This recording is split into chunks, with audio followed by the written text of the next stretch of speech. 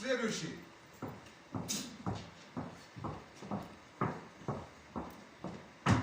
Можно? Нет. Нет. Чай ждать. Занято. Я последний.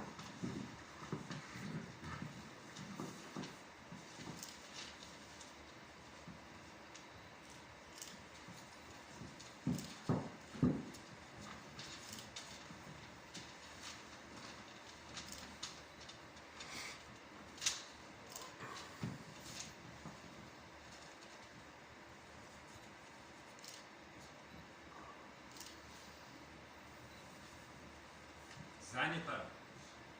Она последняя.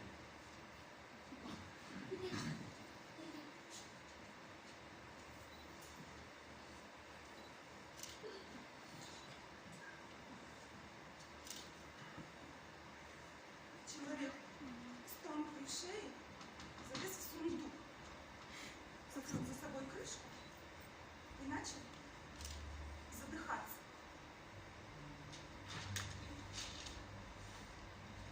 Вот, говорил, задыхаясь в сундуке человек с тонкой шеей. Я задыхаюсь, потому что у меня тонкая шея. Крышка сундука закрыта и не пускает ко мне воздуха.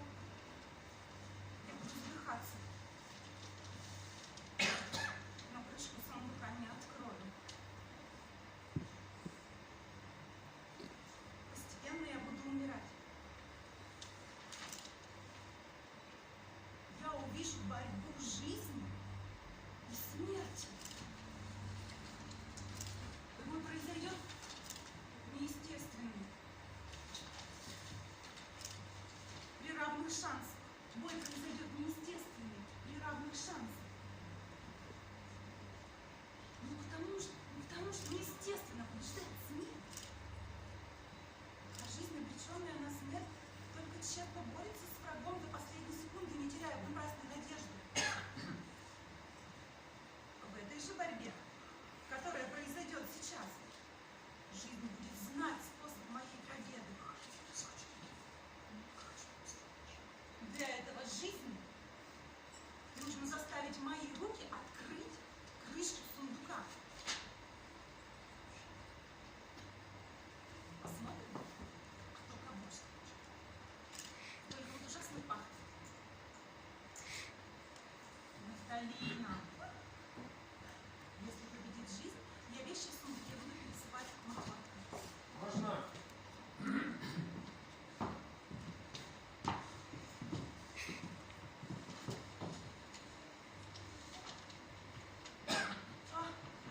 Вот. Началось. Мне нечем дышать. Я погиб, это ясно, мне уже нет спасения. Ничего возвышенного не осталось в моей голове. Я задыхаюсь. Сейчас что-то произошло. Но я не понял, что. Или я что-то видел, или что-то слышал. И еще раз что-то произошло. Боже мой, мне нечем дышать. Я, кажется, умираю.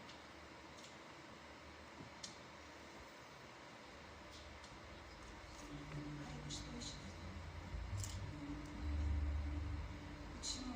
Почему я погиб? Кажется, у меня болит шея.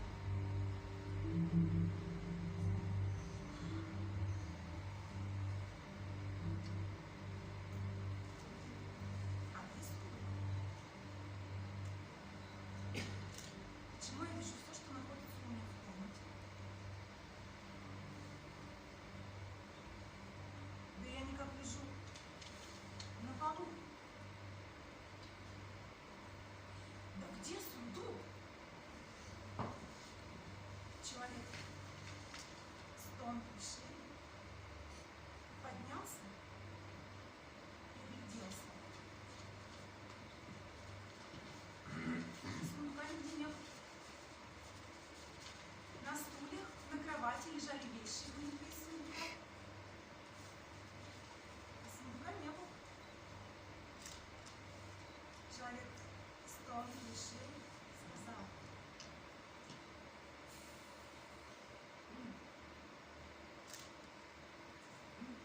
Ну, значит, жизнь победила смерть каким-то совершенно неизвестным для меня способом. Батя, жизнь победила смерть. Где именительный погибший? А где винительный?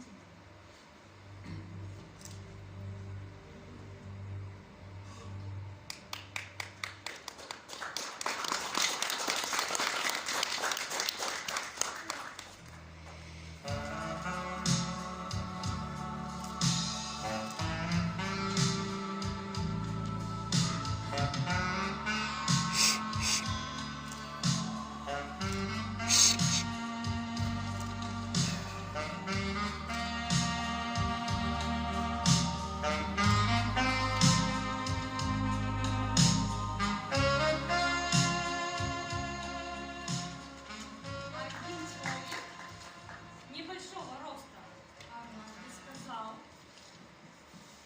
я отдал бы все, что угодно, только быть капельку повыше. И только он это сказал, как смотрит, а перед ним фея.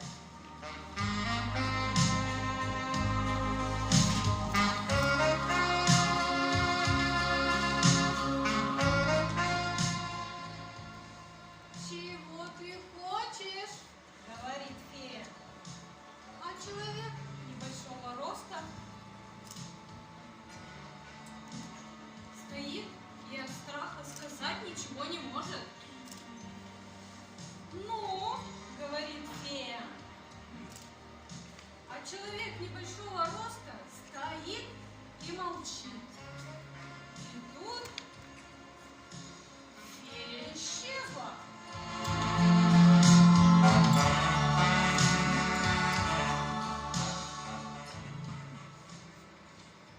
А человек небольшого роста стал плакать и кусать себе ногти. Сначала сгрыз на руках, потом на ногах. Люди, думайтесь в эту басню, и вам станет не по себе.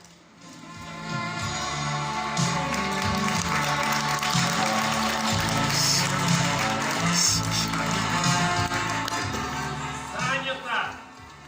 Там конец очереди.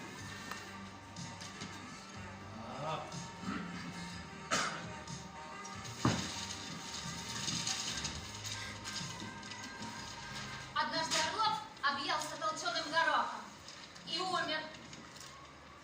А Крылов, узнав об этом, тоже умер. А Спиридонов умер сам собой. А жена Спиридонова залезла на буфет, упала с него и тоже умерла. А дети Спиридонова утонули в пруду. А бабушка Спиридонова спилась и пошла по дорогам.